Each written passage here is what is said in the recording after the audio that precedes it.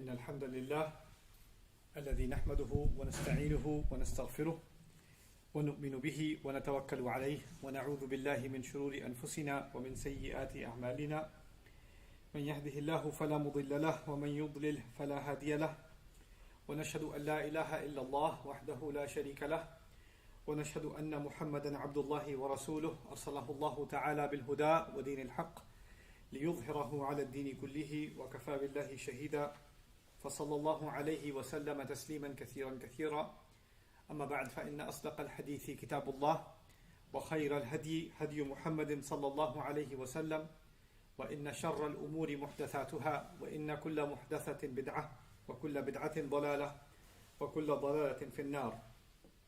قال الله عز وجل في كتابه الكريم بعد أن أقول أعوذ بالله من الشيطان الرجيم ولا تصعر خدك للناس ولا تمشي في الأرض مرحا إن الله لا يحب كل مختال فخور. رب اشرح لي صدري ويسر لي أمري واحلل عقدة من لساني يفقهوا قولي اللهم ثبتنا عند الموت بلا إله إلا الله اللهم اجعلنا من الذين آمنوا وعملوا الصالحات وتواصوا بالحق وتواصوا بالصبر آمين يا رب العالمين. Once again, everyone, Assalamu alaikum wa rahmatullahi ta'ala wa barakatuh.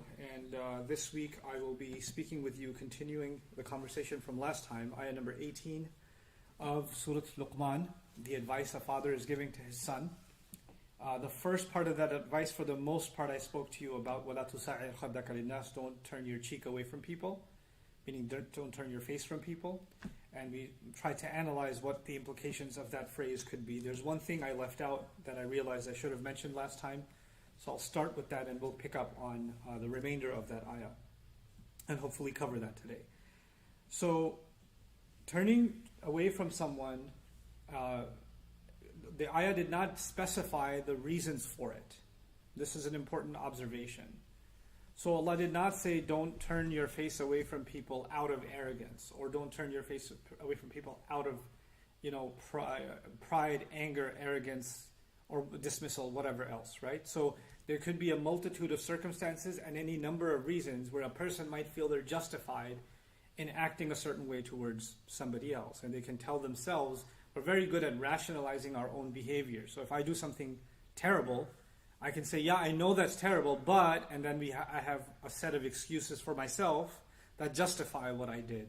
So even though I know it's bad, I can tell myself it's not that bad, right? So what Allah did here is, He didn't give the bad reasoning, because then somebody can even tell themselves, well, I didn't do it for that reason, therefore it's not that bad, right? So He kind of made it a blanket statement of not turning away. Now, one of its manifestations that I think we should think about, really seriously think about, is there's this notion in the Quran about making someone feel worthless. Making someone feel not worthy of even a conversation. Making someone feel little. To make someone feel little. And actually the concept of being little and being humiliated are associated with each other. So, saghar in the Quran, which comes from the word saghir is small, saghar is actually humiliation. And when the devil was being removed from the company of Allah and the angels and all of that, when he was being expelled, Allah told him, "Innaka minas saghirin," you are from those that are small. In other words, you're humiliated and you're insignificant. You're being made insignificant. Now, how do you make somebody feel small? You and I can be in a difficult conversation, and or somebody says something we didn't want to hear, or you hear something outrageous, and you want to give a response, and you decide not to give a response. You decide to just stay quiet, right? That's a good thing. Instead of being impulsive and exploding on somebody and putting them in their place, or giving them a zinger right back. Oh yeah, if you can say that, I can say 10 more things to you. Or I can raise my voice. We've already studied in the Quran, that's actually coming to lower your voice, right? So, and a'rid anil jahilin, ignore people that are being outrageous. That's there too. But being silent when somebody's being erratic, when somebody's being outrageous, that's something else. This ayah is about something else. This ayah can also apply in us doing something wrong. When somebody's talking to you, one way you can avoid dealing with something is somebody comes and talks to you, hey, I need to talk to you about what happened last week. or I need to bring up that issue with you, and you say, I don't have time for this. Don't bring it up. No, I'm not going to deal with it. Don't waste my time. Oh, not that again. Or one way or the other, you avoid the subject by not dealing with it at all. And that's another kind of turning your cheek. And this could be also done by, hey, I need to talk to you, no response. I need you to tell me what's going on, no response. And what they call the silent treatment to somebody. So you can be, driving together and you're asking, your parent, or a parent is asking child, or siblings are asking each other, hey, so how was your day? No answer. What's going on? No answer. Complete silence. And when you give somebody complete silence, in their mind, why are they ignoring me? Why aren't they answering anything I'm saying? Are they angry with me? Did I do something wrong? Are they, upset with me? Are they just ignoring me because I don't think I'm worth? There's all kinds of negative thoughts that come out, don't they? The point being, if you don't make yourself clear, and you think that you're silent, and your silence could be for good reasons. Oh, I was silent because I was thinking about something, I was lost in thought, I was distracted. Could be something innocent. Or I was silent because I was just thinking of how to respond and I couldn't come up with an answer quickly. Or I couldn't respond because, in fact, I was angry and I was thinking the wrong thing, so I wanted to calm down before I answered. You can do that later, but in the moment when you ignore somebody and not respond to them, it's better for you and I to be straightforward in our speech and say, hey, I can't respond right now, I'm not feeling okay. Or I don't think my response is going to be healthy at this moment, but we can talk about this a little later. And if you have in family those kinds of situations, it's on me and on you when somebody says that to us to say, I understand, we'll talk about it later. Instead of, what do you mean you can't talk about it right now? The person's already overwhelmed, we poke at them some more until they explode. Let them be. Let them be. But if you and I start just ignoring a person completely, they're just not even saying that I need space, not even saying that I need to think about it, not even saying I'm a little bit upset right now, let me just calm down, or whatever. If you need to say something, just say it. Or if you say, I don't have a response at the moment, or I don't want to talk about this at the moment, that's okay. But at least you give a dignified response. Silence on its own and just completely ignoring someone is not a dignified response. It's actually an arrogant response. Whether you're being arrogant or not, it will be received as arrogance by somebody else. It'll be received as, I'm not worthy of a response. You think I'm worthless.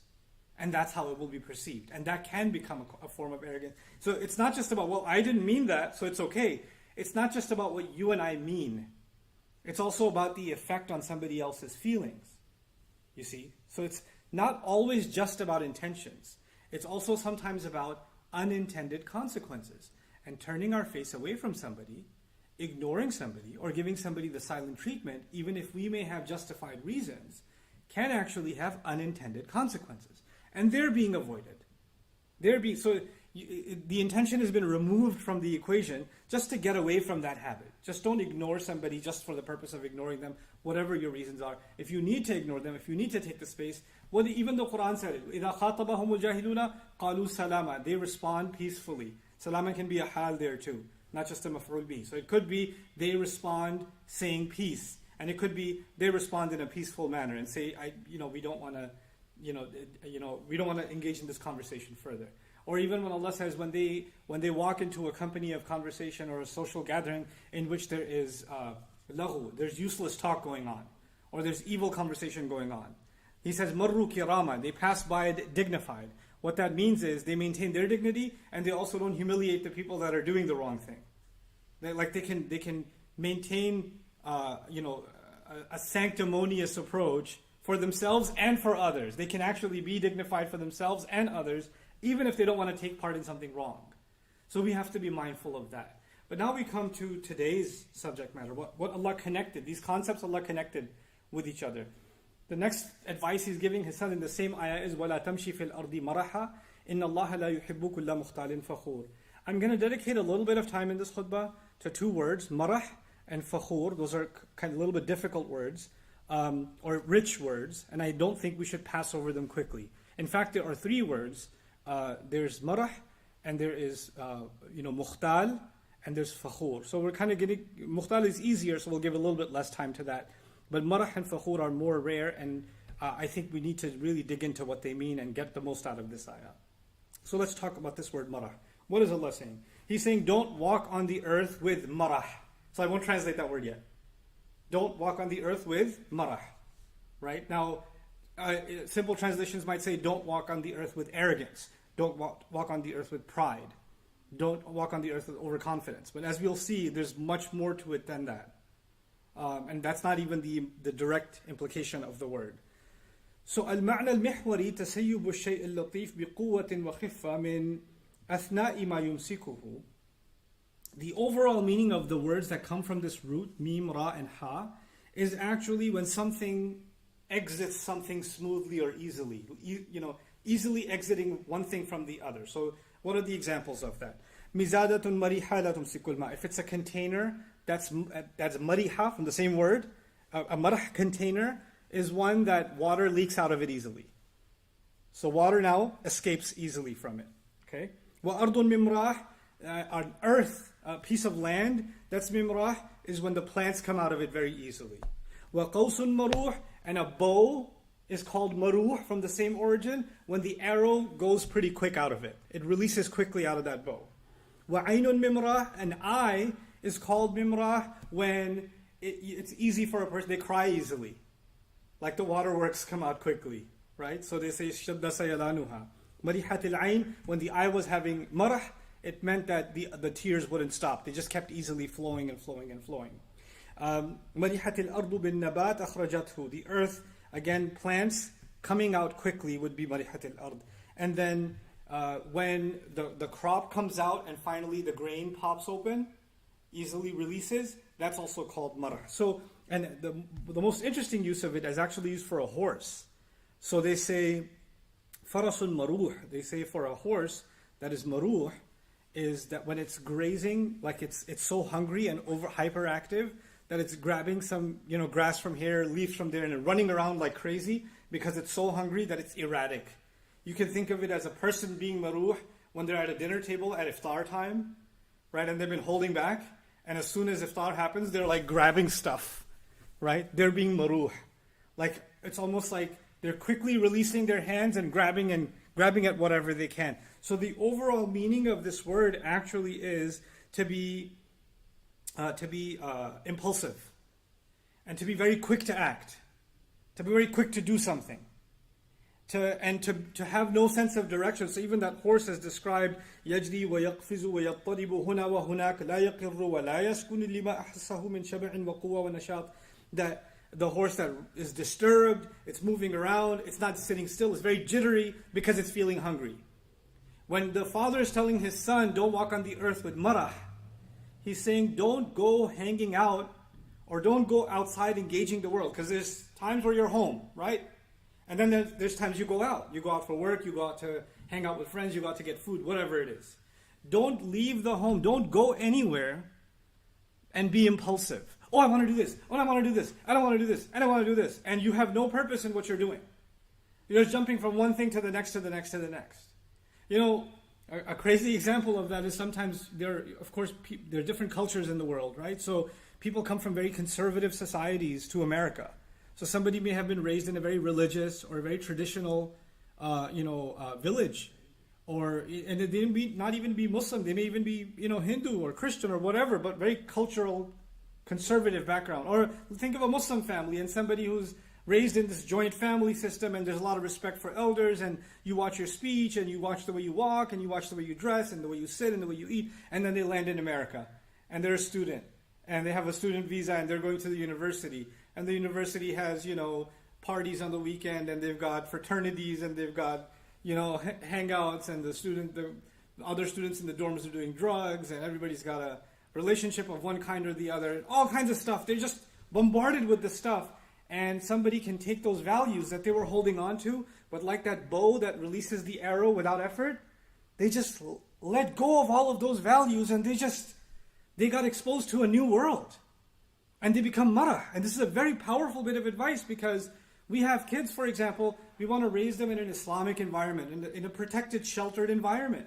So whether you live in America, Australia, Lahore, Dhaka, it doesn't matter where you live. You want to protect your kids, and you want to make sure that they receive positive reinforcement about this is good for you, this is bad for you. Hey, what are you watching? Hey, where are you going online? Hey, let me see that. Who are you on the phone with? We're checking what they do. It's natural. Right? So we're trying to create a sheltered environment for them wherever we may be. But you know what? This father realizes they're not going to stay home. These birds are going to fly off the nest. They're going to go outside. And when they go outside, all the things I protected them from, all the things that I didn't want them to just spill into, all the things I didn't want them to be exposed to, they're going to get hit with all of it all at the same time. They're just going to get sensory overload. There's going to be so much access to so much wrongdoing, and I'm not going to have any control over it. And he's saying, in those moments, because now you have the ability, you have the appetite, you have the curiosity, you have the ability, you have the perception of freedom, right? And then, especially in that moment when somebody tries to give you good advice, you can turn your cheek. You can just, I don't want to hear this, right? So in that moment, you can become impulsive and not think twice about how you're violating others and yourself. And that is a form of arrogance. So by extension, it becomes arrogance. By extension. Because arrogance is a lack of consideration for anybody else but yourself. وَلَا تَمْشِي فِي الْأَرْضِ مَرَحًا. The word marah here, Hassan Jabal added an insight of his own, and I really liked his insight in his lexicon. He said, التسيب من القيم والضوابط وعدم الالتزام بها عند وجود القوة والنعمة. He said this is when someone slips out, like the plant slips out of the earth, like the arrow slips out of the bow, like the water slips out of the container, right? Is when a person slips out of their value system. Is when someone leaks, they lose themselves. And the values that were holding them and containing them, they no longer commit themselves to them. It becomes too easy for them to let them go. It's too easy for them to let them go. And when does it let them go? He says, عند وجود القوة والنعمة. The moment they find power and blessings. What he means by that is when you're independent and you can do it, who's going to stop me? That's power. Blessings means you got money, you got strength, Allah has blessed you with the ability for transportation, your appearance, whatever it may be. Now you've got these blessings, now I can do what I want with them. The father is telling his son, listen, you are going to feel powerful, capable of doing whatever you feel like, whatever impulse comes to you. And that's going to be a trial that you have. But it's interesting that he put these two seemingly unrelated bits of advice next to each other. He said, first, don't scoff at people, and then don't be impulsive, basically. Right? What is the connection between these two? As we contemplate that, we could think about how when we become of age, we basically, the Urdu expression is par nikal aaye, right? A person, comes in their own, and they kind of, the Urdu expression means they've sprouted wings, meaning they act like I'm not a kid anymore. You can tell me what to do, right? I'm not a baby anymore, dad or mom. So they've become their own person. And in that moment, when they become their own person, it is when they become extremely averse, extremely hostile to any kind of advice.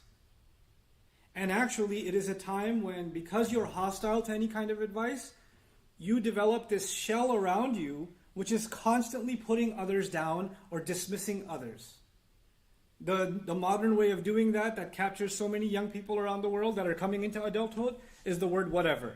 You whatever everything in the world. Anybody's giving you, whatever. And you don't have to say whatever. You can just say half the syllables and whatevs. Or you can just roll your eyes. Mm-hmm. Oh God, here we go again.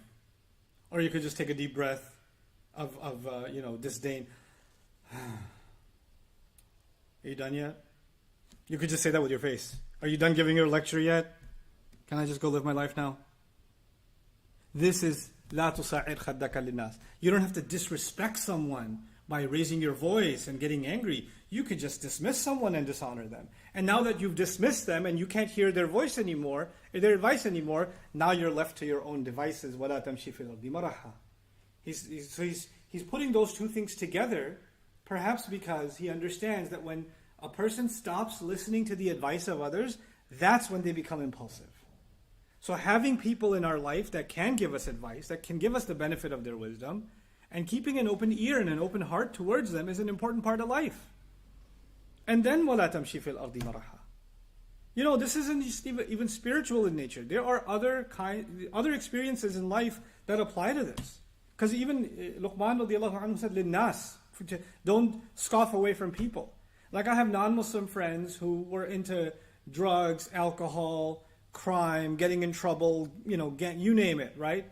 And then later on in school, and they hated their teachers, but one teacher decides to give them advice and show them the ropes and say, hey, you're talented in this, maybe you can get a job in this. And that one teacher or that one positive influence, and the person turns their life around, right? Because they didn't turn away from that one teacher. This is لَا تُسَاعِرْ خَدَّكَ لِلنَّاسِ. And had they not had that person, they would have been impulsive and doing all kinds of things and ruining their future. And they look back and say, I saved myself, and we look at it as Allah saved this person because they had someone that they could listen to. So this happens in the world, not just in the Muslim sense, but in humanity, this happens. So these are the two bits of advice that he starts off the ayah with. لَا تُسَاعِرْ خَدَّكَ لِلنَّاسِ وَلَا تَمْشِي فِي الْأَرْضِ مَرَحًا. Fine.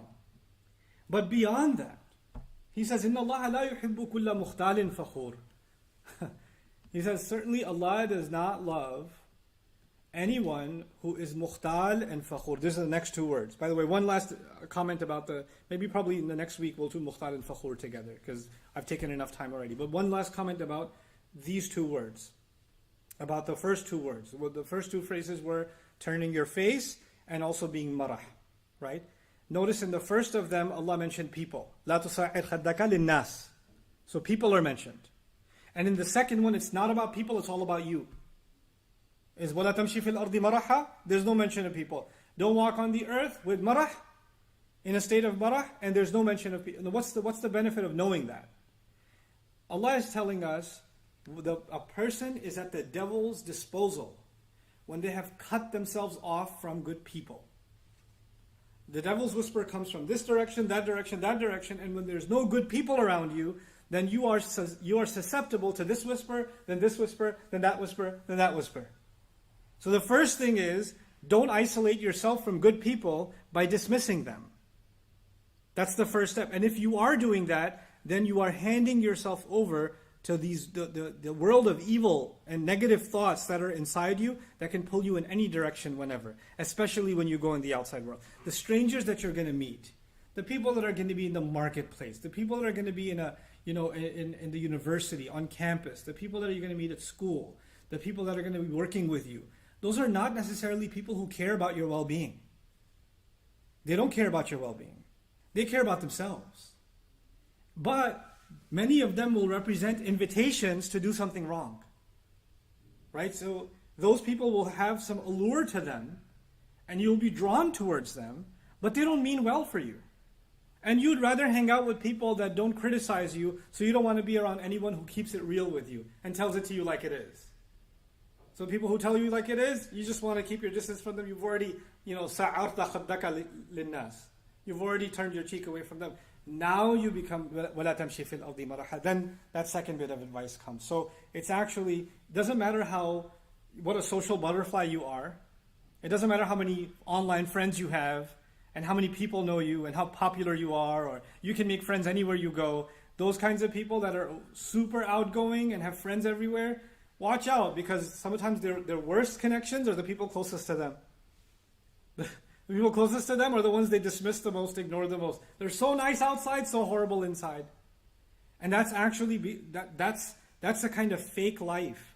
That's a kind of fake set of connections. And that's actually what's going to be commented on in that last comment where Allah says, إِنَّ اللَّهَ لَا يُحِبُّ كُلَّ مُخْتَالٍ فَخُورٍ. So we'll wrap up that discussion, inshallah ta'ala, in next khutbah, because I certainly didn't want to rush through these phrases and these ayat, because I think they're of value, and it's something that we should really think about for ourselves and the young people that are listening. I don't want myself or you to hear these words and say, man, I can think of somebody that this applies to 100%. Man, is he talking about, and then you're sharing it with your cousin saying, look, here's a khutbah about Bushra, our cousin. Or, look, I think this is about you. Somebody sends and you can use khutbahs for insults with each other. This is about you, I think. You should really listen to it. This is the height of the problem. Because this is you ironically, scoffing at people, turning your cheek away from people. As if the ayat are about them, a criticism of them, and they have nothing to do with me. I pray Allah allows me to look in the mirror, to find these faults in myself and address them. And I pray Allah allows all of you to look in the mirror and find those faults in yourselves and address them for yourselves. And I pray Allah protects our young generation from these kinds of character flaws and makes them a better example for the world than we could ever be. Barakallahu li wa lakum fil Qur'an al-Hakim wa nafa'ani wa iyyakum bil ayati wa dhikr al-Hakim.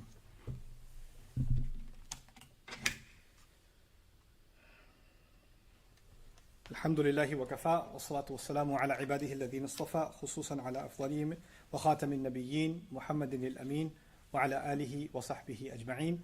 قال الله عز وجل في كتابه الكريم بعد أن أقول أعوذ بالله من الشيطان الرجيم إن الله وملائكته يصلون على النبي يا أيها الذين آمنوا صلوا عليه وسلموا تسليما.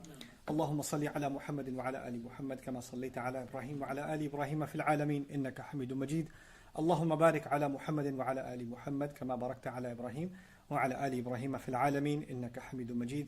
عباد الله رحمكم الله اتقوا الله إن الله يأمر بالعدل والإحسان وإيتاء ذي القربى وينهى عن الفحشاء والمنكر ولذكر الله أكبر والله يعلم ما تصنعون. أقم الصلاة إن الصلاة كانت على المؤمنين كتابا موقوتا.